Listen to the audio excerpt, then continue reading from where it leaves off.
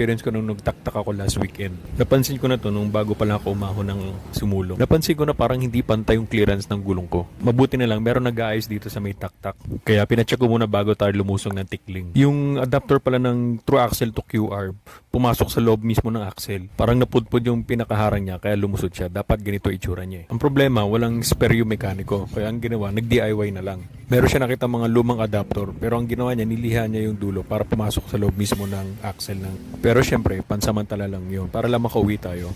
Kaya nung pag-uwi ko, order na agad ako sa online para makabili ng tamang adapter. Yung adapter pala na nilagay niya dyan, merong thread sa loob. Kaya kung makita niyo yung skewer, iniikot ko muna bago ko matanggal. Yung nabili ko palang adapter, tama naman ang sukat, 12 to 9mm. Ang problema, medyo maiksi. Pero tingin ko, obra naman siya. Niisip ko tuloy kung ano yung dahilan. Baka sobrang higpit siguro nung pagkabit ko ng skewer. So, siguro alala lang next time. Tinignan nyo, pantay na yung clearance ng gulong ko. Salamat nga pala kay Alex, yung mekaniko doon sa taktak. Class dismissed.